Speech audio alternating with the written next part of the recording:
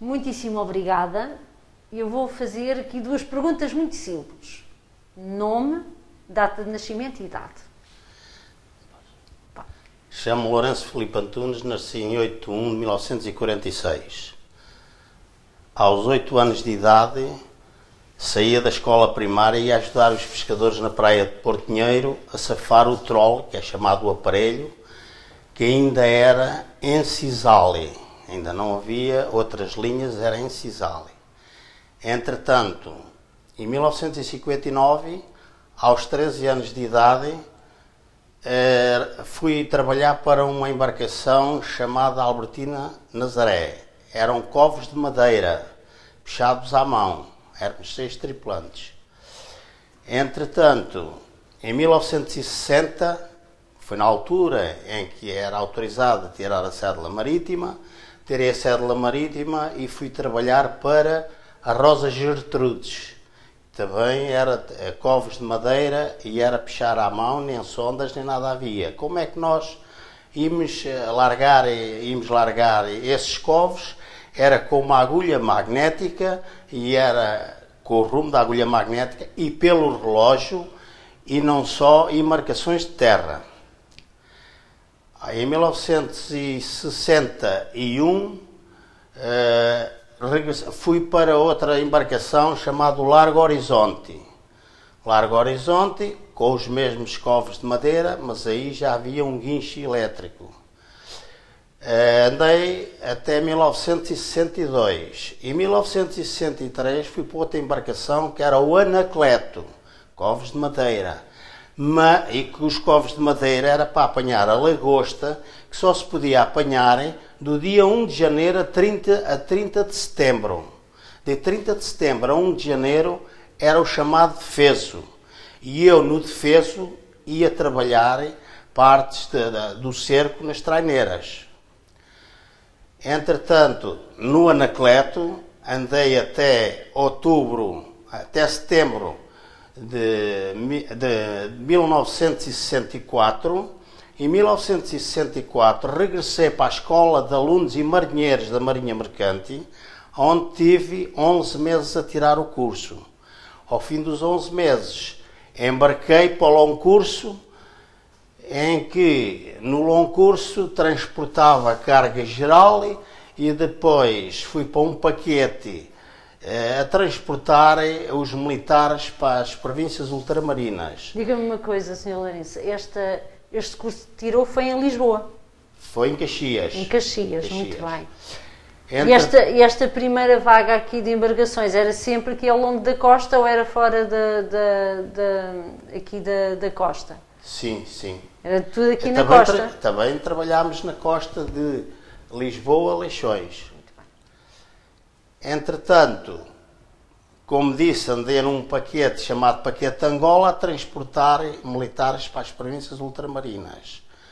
Depois regressei para o petróleo. Andei no petróleo, a atravessar o canal de Suez. Estive numa guerra no canal de Suez em 1967. Estive na primeira guerra do Iraque, aí a buscar petróleo ao Irão e Iraque, e estive na segunda guerra. Entretanto, saí da Marinha Mercante com uma ordem da companhia para regressar à pesca. Regressei à pesca, andei na Mauritânia, Marrocos. E andei na pescada.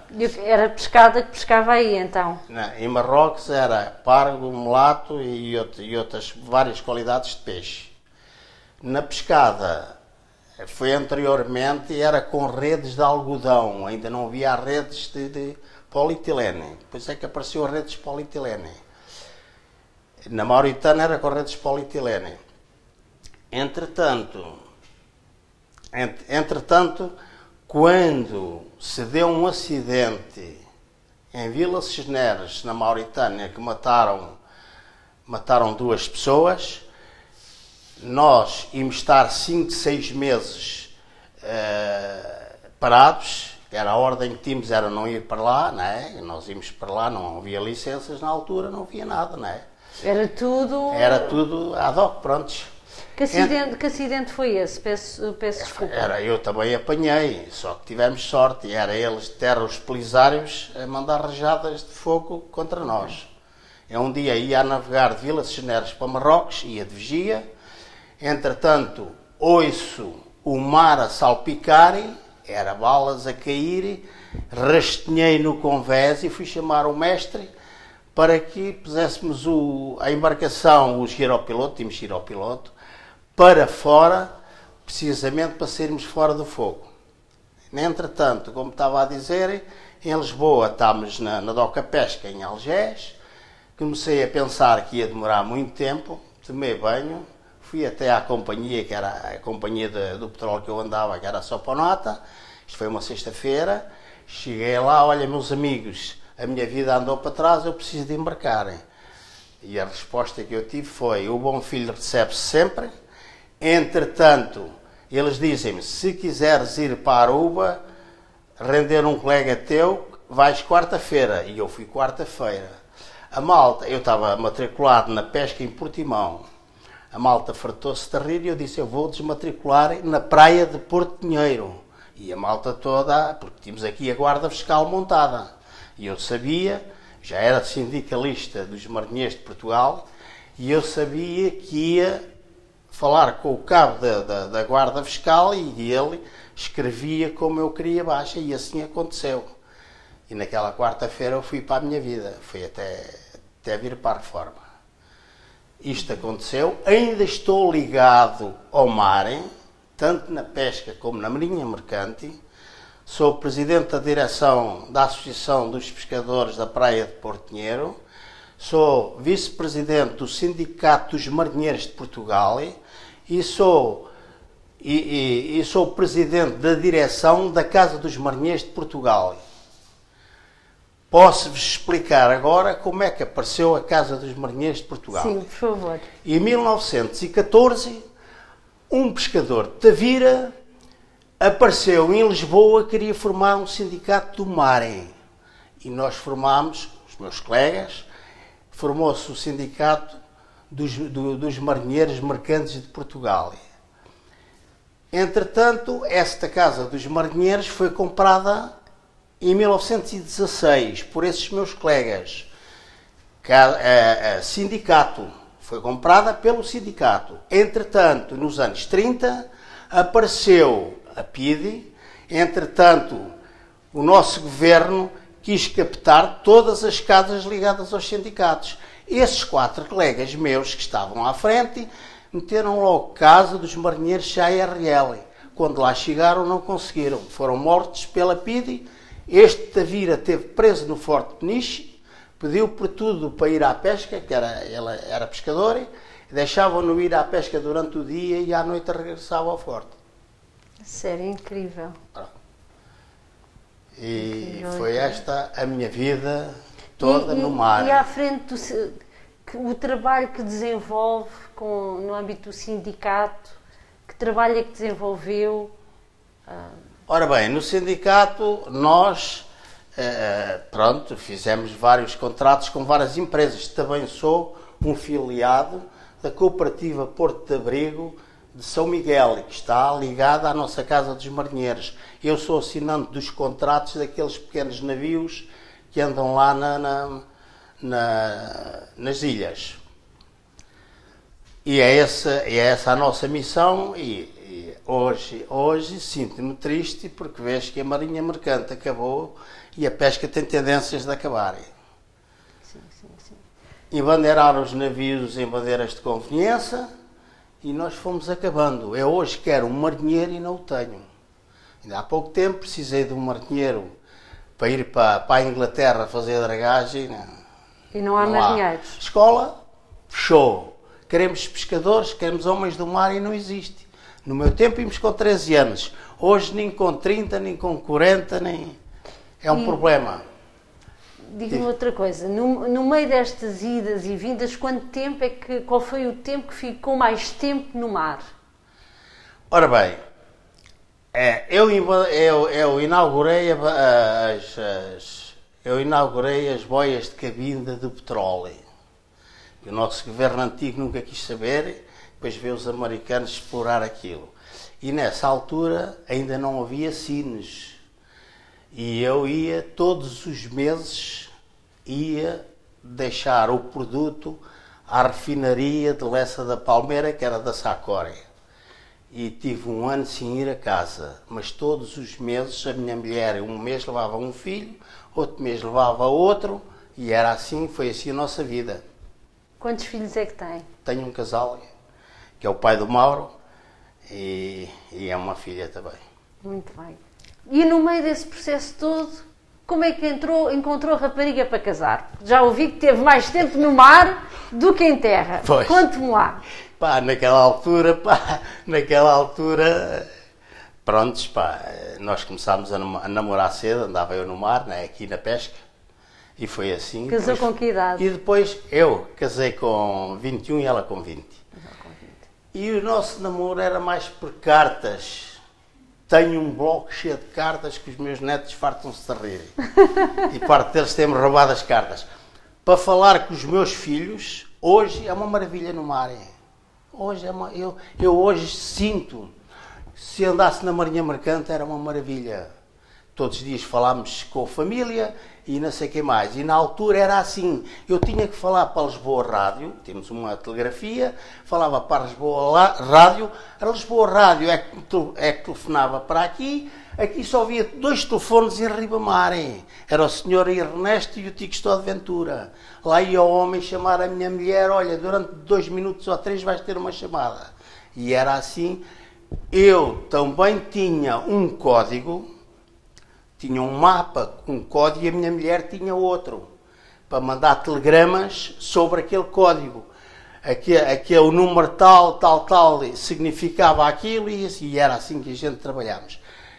Não acabei. Nos meus filhos, eu tinha um gravador, gravava as minhas palavras e mandava por cassetes colegas meus que vinham de férias e mandava as cassetes para eles ouvirem. E foi assim a minha vida no mar. Então, foi um pai que também teve muito tempo no mar e teve pouco tempo com os filhos na altura, não é? Sim, a minha mulher era pai e era mãe. E era mãe.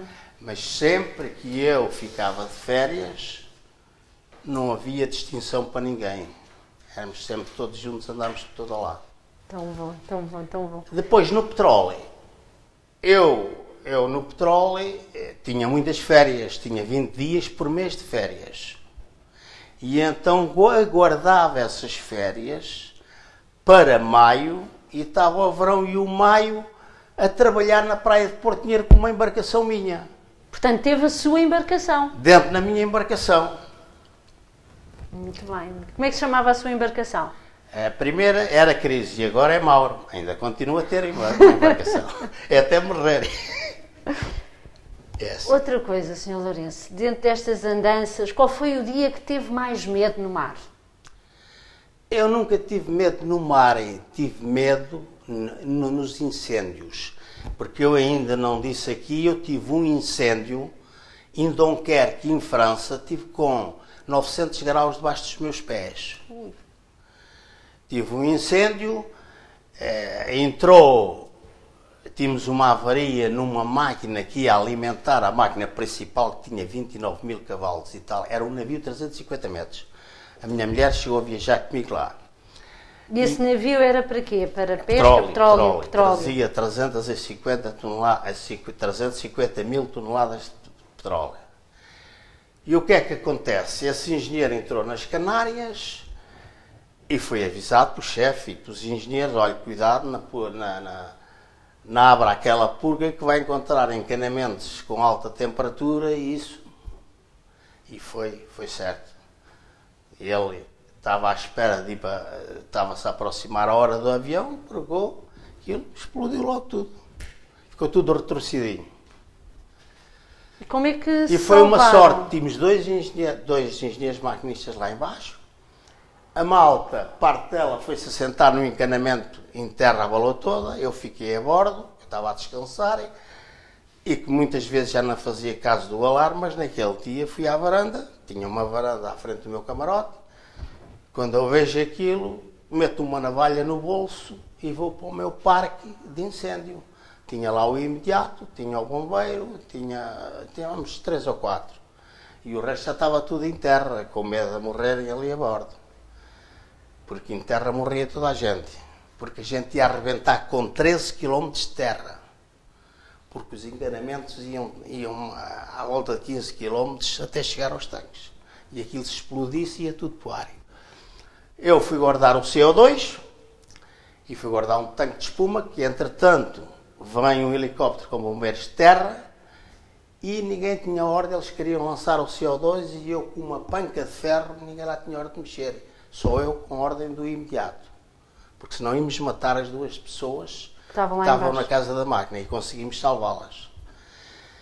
E foi assim.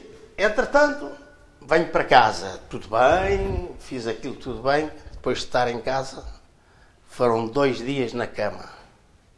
Mas na própria altura, foi a dar para a frente e disseram que aquilo ia tudo para o ar. A adrenalina só foi 2 dias depois. De maneira que o mar, para mim, cheguei a apanhar ciclónios a 180 a hora e 120.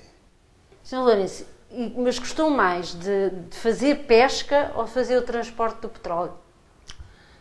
É assim, pesca gostei mais. E a melhor pesca que eu encontrei foi a pesca do cerco das traneiras. Aquilo era uma maravilha. Cheguei a sair de Peniche, cheguei a ir amanhecer quase ao pé de Matosinhos, cheguei a dar lance e lá e guarda, não é? Espanhol. Sim. Carregámos o barco às vezes, uma vez contra as barrigas da Nazaré, que havia antigamente, antes de haver o porto. Quando o mestre manda safar, eu venho para cima, mais a mão, a gente vai fundear. Quando ele manda largar, tivemos que chamar outro barco para socorrer a gente. Era tanta sardinha, milhares e milhares de cabazes. Outra coisa, naquela altura, quem acartava o peixe às costas eram os pescadores. Hoje não, hoje é uma maravilha. Nós tínhamos uma vara, em cada vara ia 3 cabazes de sardinha, e um à frente, outro atrás. Onde é que descarregavam? Era aqui na doca de Peniche? Olha, descarreguei numa rampa que já não existe em Matosinhos. Juntava-se desde o sul ao norte, quando o peixe ia para lá, desde o Algarve até ao Minho, juntava-se tudo ali. Descarreguei na muralha da Figueira da Foz. Em Peniche foi a maioria do tempo, na Lota Velha. Descarreguei em Setúbal. E na Doca Pesca, muito tempo também. Tem uma ideia de quantas milhas já fez de barco? Opa, isso. Só na Marinha Mercante são milhões. Milhões. Já está quase a voltar à terra. São milhões. Andou mais de barco de carro, de certeza. E tive mais, até aqui, tive mais tempo na água do que terra. Mais tempo na água. Quantos anos é que tem de serviço ao mar? É assim, foi à volta, tenho 75, foi à volta de 50 anos. 50 anos. Mais de 50 anos, fui reformado mais cedo por invalidez. Depois comecei a pensar, andava aqui com os reumatismos e não sei. E foi por causa disto, fui para um navio estrangeiro, para um trailer, aliás, a cartar trailers, para um navio que levava 5.000 carros ligeiros cada vez e levava 400 trailers. Bélgica, Londres, todos os dias, já estamos nos 2 lados. E eu quis descontar para a segurança social nossa. E eles não me deixaram. Já tinha tido baixas por causa de reumatismo. Vou a uma inspeção médica e eles, isto é aquilo. Pronto, reformaram. E foi assim, eu depois comecei a pensar, eu agora levo menos, mas quando chegar à altura tenho a mesma coisa. E foi assim que... Como é que era o seu dia-a-dia no barco, por exemplo? Agora. A que horas é que acordava? Como é que era o tempo de trabalho? É assim. Explique-me lá desde que acordava ou que comia, como é que era a rotina? Pesca ou marinha mercante? Pesca. Essa pesca, estamos sempre alerta. Não é? E outra coisa, isto hoje é uma maravilha porque vêm dormir quase todos os dias a casa. E eu ia para o mar em barquinhos pequenos e estava 3, 4 dias no mar fundeado. E quando vinha, quando se acabava, quando se acabava de trabalhar, a gente fundeava no mar e quando vinha mau tempo, o mar passava por cima, como passava uma rocha, assim podermos trabalhar.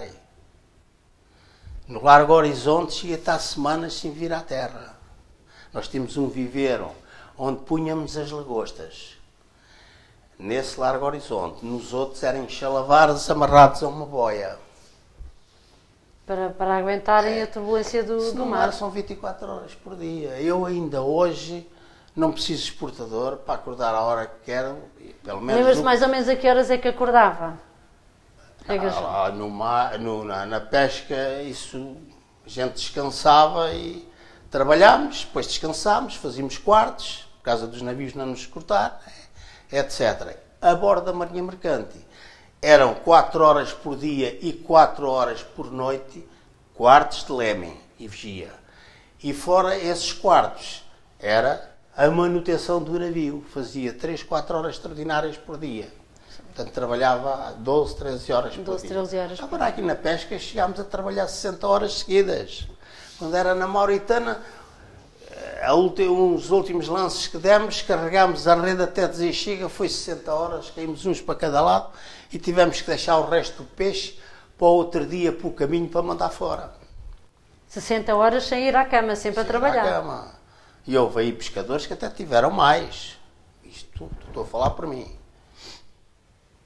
Como é que se transportavam, qual era o vosso meio de transporte desde casa até ao... Naquela altura, muito bem. Na pesca, não havia aqui carros, havia 2 ou 3 carros, nos meus princípios. Era aqui que parava a caminhonete do João Henriques, parava aqui, e lá íamos nós com a cestazinha para Peniche. Só vimos ao sábado a casa e no domingo de manhã íamos à missa na igreja de São Pedro e Marem. Era assim. Quando eu andei nas traneiras, era uma bicicleta a pedais, caminho de Peniche, e era assim que eu fazia o transporte. E a que horas é que ia de bicicleta para Peniche?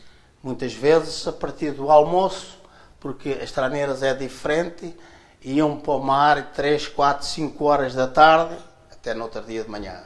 Okay. É conforme as pescas. Okay. Por isso é que o Mauro nos falou da bicicleta. Era uma bicicleta de 22 quilos. E lá eu com a cesta atrás, tumba. O que é que levava à cesta? Levava pão, fruta e levava bolos que a minha mãe fazia, que era para quando me desse a fome. Nunca enjoou no mar? Enjoei.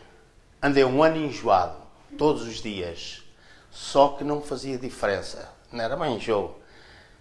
Tanto que eu cheguei a andar com o meu sogro, que ainda não pensava que ele vinha a ser meu sogro, e ele dizia, vai tentar que eu corte a isca. Porque todos os dias às 5 e tal da manhã, naquela altura, chicharro espanhol, que tinha um cerro amarelo, com a tripa a desfazer-se. E a gente a cortar aquilo aos bocados para pôr no isco. Às 5 e tal da manhã. E eu, não, tenho que me habituar. Tem que... E pronto, foi Alguma assim. vez pôs bacalhau seco na boca para tirar o enjoo? Não. A mim venderam isso. Nunca fiz nada dessas coisas e hoje, olha, que o Mauro tive que o vir trazer à terra este verão, que estava a ver que arrebentava. Muito bem, muito bem.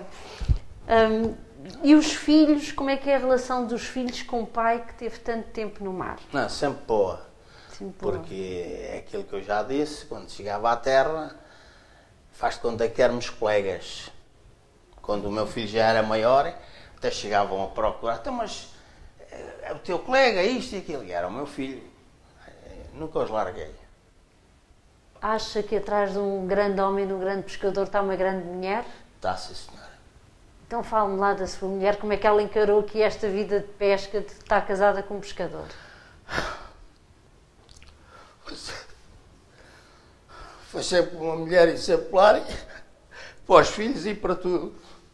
E tentava sempre economizar o mais possível para eu, quando tivesse os 4 meses em casa, estarmos numa boa. Isso é muito importante. Isso é que é bem-aja. Não é? Temos 54 anos de casados, praticamente nunca tivemos um problema. Uma vida feliz. Sim. Uma vida feliz. Mais questões, Raquel queira fazer.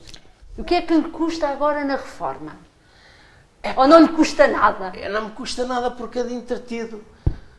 Faço parte do Centro Social, fui fundador há 40 e tais anos. Fui fundador desta junta de freguesia. Estou na Casa dos Marinheiros.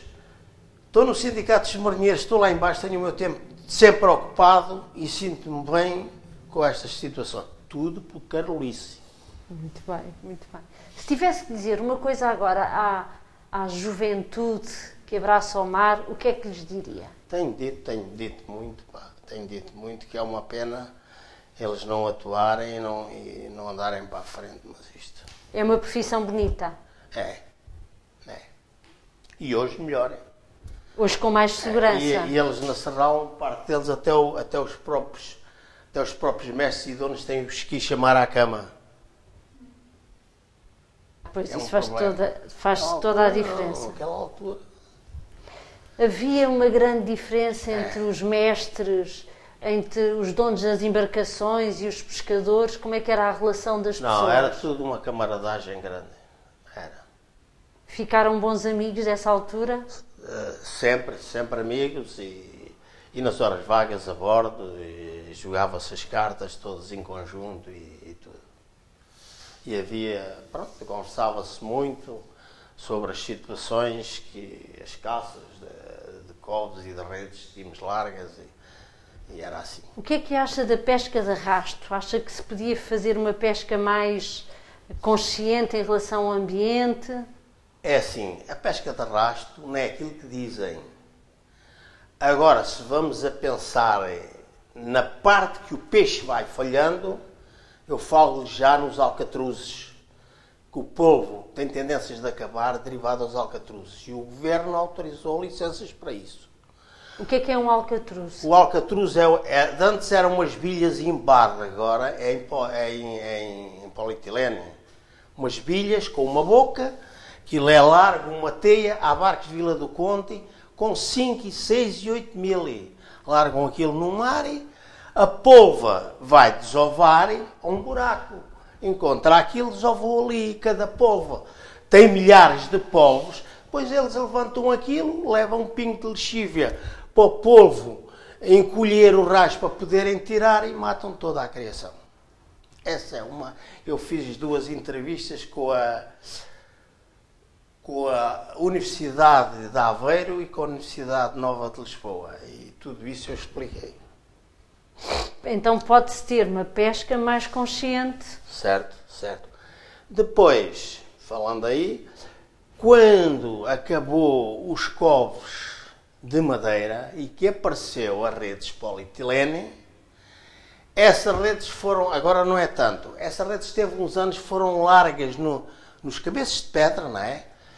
E o que é que acontece? Estavam lá semanas e meses e anos, e levantavam todos os dias quando podiam. Vem mau tempo, aquela rede anda a um lado e ao outro, matou todo o coral que a pedra tinha, que eram ramos, que eu cheguei a apanhar, e muitos ramos, que é onde o marisco se ia alimentarem. E a partir daí falhou o marisco. A lagosta na nossa... Nota muita diferença aqui nas espécies ao longo da costa? Sim, muita. Ribamar é uma terra de pescadores ou não? Sim, toda a gente. Quase toda a gente. Eu, quando... Nós temos lutado muito por um abrigo na praia de Porto Pinheiro. E já no tempo do meu avô se lutava por isso. E quando se fez o Porto da Nazaré, eu lutei bastante, eu andava embarcado.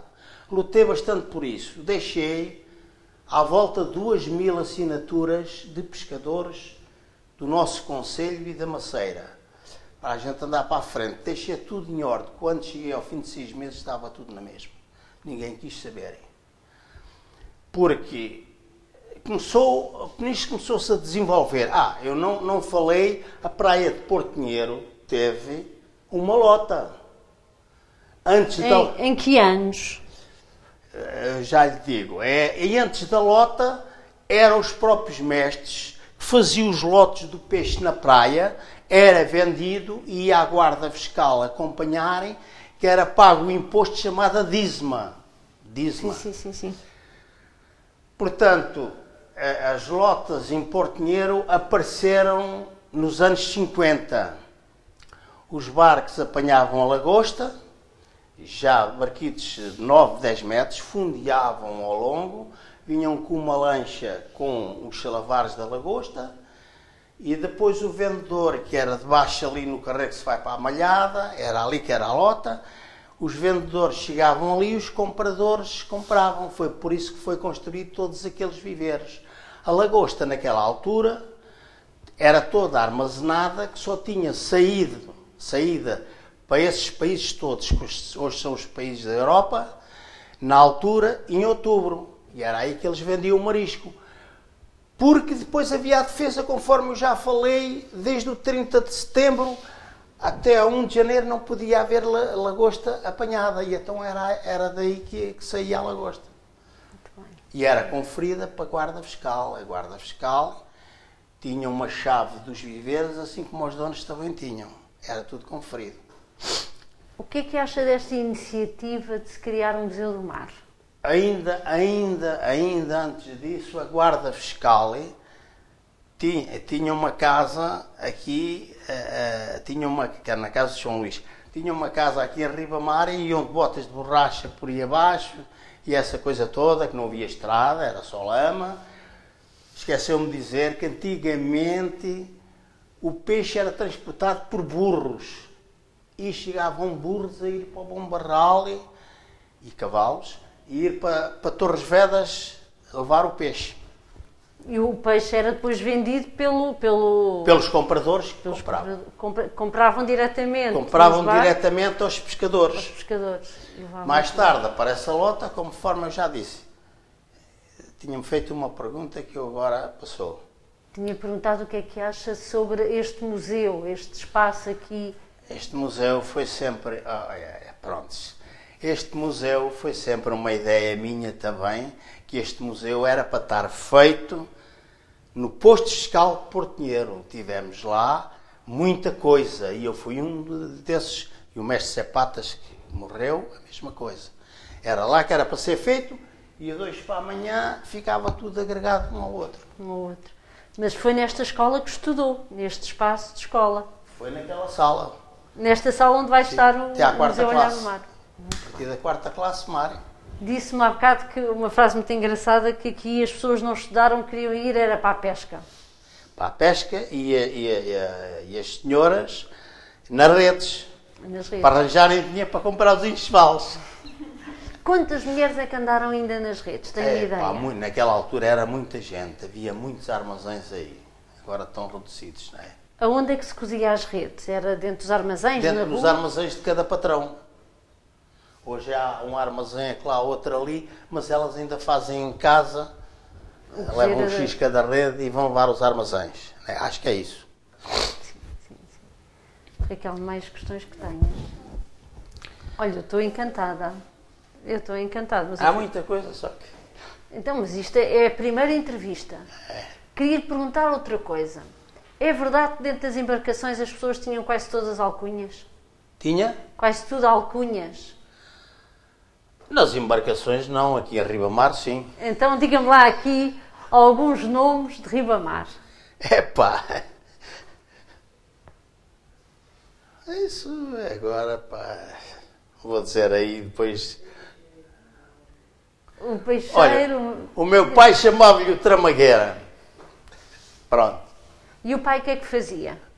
O meu pai foi a vida toda na pesca. Também. E o meu avô foi mestre das armações Porto Novo, Portinheiro e Pai Mogue.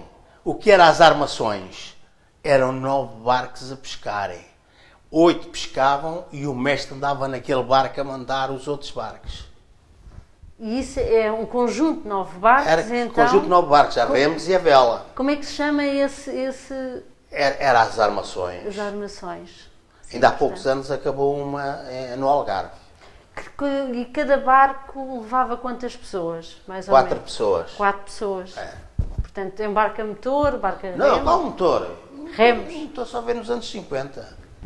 Sim, sim, sim. E o meu Bem. avô morreu com 40 anos que chamava-lhe a Premónica nas Febres. Perdeu amigos e família na pesca? Muitos. Então, a minha mulher perdeu um primo, um cunhado e um irmão, o único irmão. E tem-se perdido muita gente aqui, não é? Acha que é isso que também afasta os jovens da pesca ou já não se justifica porque a pesca já é segura? Não, a pesca já é segura. A pesca é segura hoje. Naquela altura chegou a morrer aqui junto a Portinheiro, pai do Moreira, e etc. Uma série deles que eu ainda andei aí a fazer apanhados para pormos aqui lá na estátua que temos no cemitério. Temos lá um farol onde se pôs todos os que naufragaram. Não estão lá todos, que eu cheguei a chamar a atenção, andei a pedir, não sei para quê. Morreram antes de eu nascer. Então, o Sr. Lourenço é neto e filho de pescadores. Eu? Sim. Como é que foi lembra-se da primeira vez que foi à pesca? Eu lembro-me. Que idade é que tinha? Tinha 7 anos. E como é que foi? Então vou-lhe explicar. O meu pai andava nessas embarcações que eu tenho ali na praia de Portinheiro. Ainda não havia estrada. E eles não me deixavam, nem a minha mãe nem o meu pai. E eu saltei pela janela às 2 da madrugada, fui direito ao Rio do Povo e quando eles lá chegaram já eu estava debaixo da coberta do barco para ir para o mar. E deram por si? Deram. E acochei-me com uma saca de serpilheira que era antigamente do amónio. Não havia oleados, não havia nada. E eu ali coxadinho, quando eles punham aqueles safios grandes dentro da roda das minhas pernas, e eu assim a olhar. Então não deram logo por si? Não, deram logo por mim. Quando eles vão meter roupas e coisas lá na cobertazinha, já lá estava eu deitado. E o seu pai zangou-se ou não? Não. E foi a primeira vez que foi à... Foi. E depois mais vezes. Quando ele foi para São Martinho do Porto trabalhar para estes covos de madeira, já não me lembro, tinha para aí 10 anos, eu ia, quando era nas férias, cheguei a estar uma semana com eles em São Martinho do Porto, ia com eles para o mar e vinha, e era assim. Foi sempre ligado ao mar desde que nasci. Quando eu nasci, o meu pai andava numa traneira de 8 remos e à vela, e veio de Peniche até à minha casa, que eu nasci na minha casa, com uma cesta de sardinha às costas. Quantos irmãos é que teve? Eu tenho uma irmã só. Uma irmã, pronto. E a mãe, gostou que seguisse a vida de pesca? Epá, que remédio. Era a vida que havia na altura, Era não é? o que eu gostava. Muito bem, muito bem, muito bem. E se eu não vou para a Marinha Mercante, tinha tido aí, tinha sido armador hoje e tudo, não é? E eu fui para a Marinha Mercante, porquê? Para fugir ao ultramar. E depois, eu ainda disse aqui outra, também ligada ao mar. Eu fui da Marinha de Guerra 20 meses a cumprir o serviço militar. Estive numa fragata americana, fazíamos aqui a vigilância, que era a Diogo Gomes. Estive na Flotilha de Draga Minas, número 1, fui moço petico na base do Alfeite. Depois fui destacado para a Escola de Mecânicos em Vila Franca de Xira, fui faxina da guarda permanente e da prisão. E foi sempre tudo ligado ao mar. Fantástico, fantástico, fantástico. Então acho que está tudo. Vamos lembrar de mais coisas, Sr. Lourenço, porque agora vamos ouvir as entrevistas, vamos ter dúvidas e vamos perguntar mais coisas. Mas pronto, isto é uma lição de vida para nós. Agora posso apanhar lá dados e posso ir aos vossos encontros com os livros, não é? Tenho uma coisa para perguntar, tens de voltar a gravar. Está a gravar. Dizem que Ribamar teve o rendimento per capita mais elevado de Portugal, que isto era só gente rica. Explique lá porquê. Foi na altura da lagosta e nos princípios da Mauritânia e da pescada. E estamos nos anos... Tivemos cá um pescador que foi um dos maiores pescadores da Europa, que era o Edmundo, na altura. E quanto é que se ganhava nessa altura? Isto aqui é assim, e ainda continua a ser, não há ordenado. O patrão, na altura, ficava com metade, outra metade era dividido pelos trabalhadores, o mestre ganhava 2 quinhões, o motorista ganhava 1,5 quinhão e era pagas as mercearias que a gente fazia ao comer a bordo e o gasóleo. E o Era resto assim que se ficava trabalhava. dividido pelo resto da tripulação. Chegámos a ter aqui pescadores de ganhar 1000 e tal contos por mês.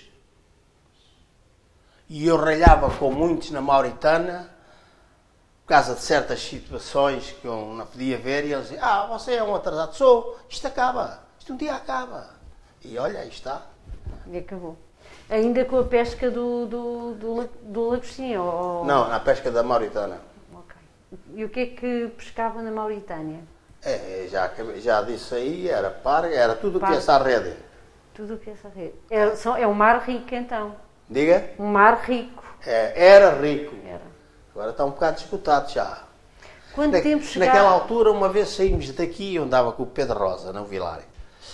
Saímos daqui, largámos, vamos largar já aqui uma caça ou duas para apanhar peixe para comer. Nada. Era só a cavalinha desta altura, deste tamanho. Diz ele assim, larga. No outro dia apanhámos 30 quilos de crevinas, 30 toneladas de crevinas. Enchemos o frigorífico com mais um lance e tivemos para dar peixe fora. O peixe vai engolfado aquelas coisas. Esta altura de grande riqueza Ribamar foi quê? Anos 70, 80? Sim, nos anos 70. Não, 80 não. 80 já começou a falhar. 70 e 80. Sim, 70 e 80. Por quê? Estou-me a recordar de outra coisa. Eu, com mais 2 sócios, comprei um navio que era o Fosmari. Tive um mês ainda a dormir a bordo em Peniche, que era para ir pescarem Cabo Verde, São Tomé e Príncipe e África do Sul. Consegui arranjar licenças e tudo para eles. Entretanto, nós, que ia nos emprestar o dinheiro, era a Caixa Geral de Depósitos. Entretanto, eu já pertencia à Casa dos Martinheiros, que a gente tem a conta da Caixa Geral de Depósitos e Conhecimentos, sei lá, desde 1916. Os engenheiros chamaram-me, comprámos um navio por 110 mil contos.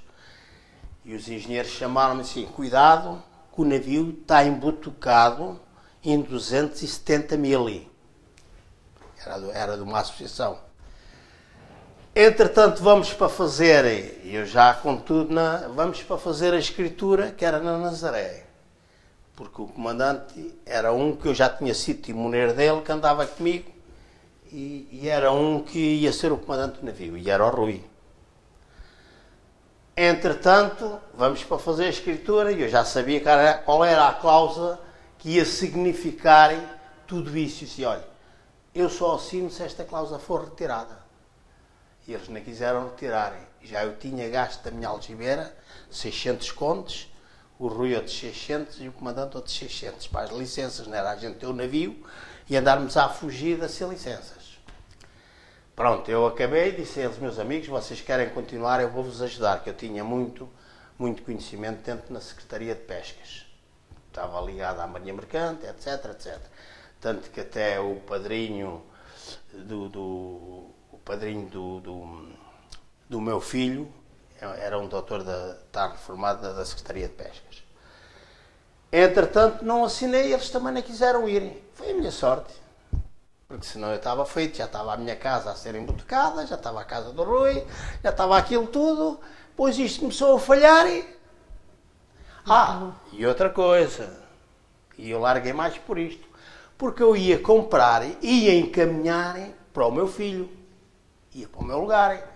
E o meu filho chega ao pé de mim e diz, pai, cuidado, olha que eu não quero.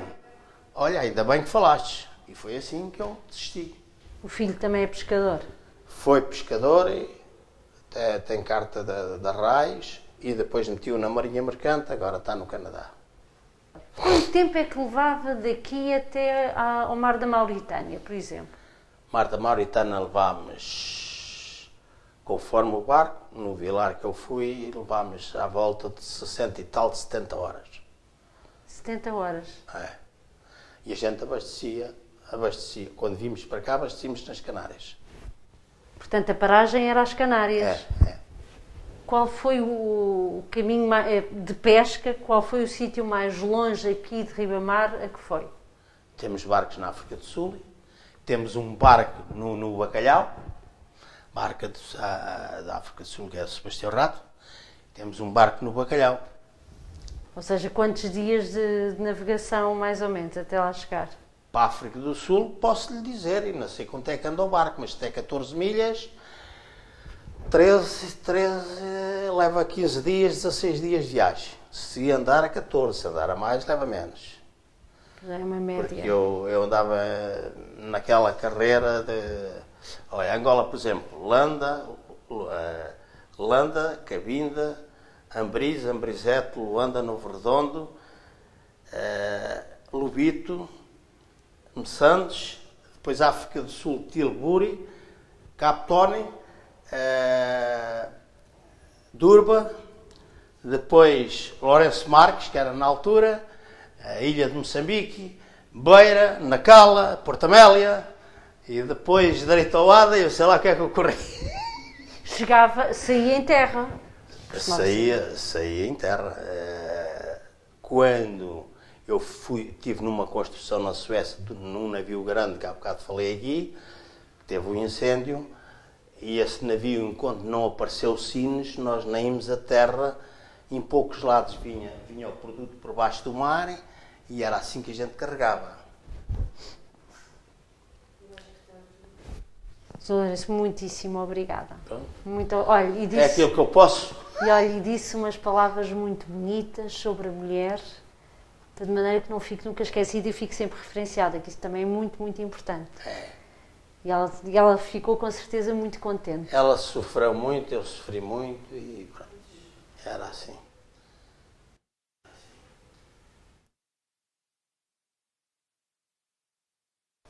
Em 1973, acontece o seguinte.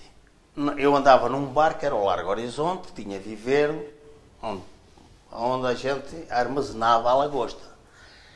E derivado Peniche não ter grandes condições lá mais dentro, tínhamos a amarração junto à entrada do porto, para a água ser uma água limpa para o marisco. Entretanto, o que é que acontece? As traneiras estavam muito bem amarradas à parte noroeste, vem uma corrente de uma traneira, eu salto para dentro da lancha, como nós fazíamos, nós todos tínhamos uma lanchinha numa amarração porque não havia cais como há hoje. E eu salto para dentro da lancha, tirar a amarração para bordo do barco, vem uma corrente de uma traneira, manda a lancha pousar fora comigo dentro, embarcou em cima de mim e lá vou eu para o fundo dentro da lancha. Quando eu venho ao de cima, com botas até aqui, quando eu venho ao de cima, gritei com eles, façam um arré, senão vocês derretem-me aqui. Fizeram um arré e eu agarro-me à corrente da traneira e fiquei ali, só depois é que eles me vieram buscar. Grande susto, grande susto. Mas houve muitos sustos, mas nunca fiquei assim... Nem magoada, nada disso. Não. A sorte do artista é safar-se. É assim, é aquilo que eu às vezes dizia ao meu filho e digo a muitos. Nós temos que se prevenir antes de acontecerem. Se eu vou para ali, tenho que pensar se aquilo vem assim, se me vai aleijar. Ou se vem assim, que vai aleijar. Eu trabalhei com gruas a bordo, eu trabalhei com muita coisa, sei como é que funcionam as coisas. E a gente tem que pensar no perigo antes de acontecer. E no mar é assim. O caso do arrasto aqui, eles têm que ter muito cuidado, muito cuidado. São máquinas pesadas, pelo que eu percebi. Então acho que é tudo, Sr. Lourenço. Obrigadíssimo. Depois tenho que falar com as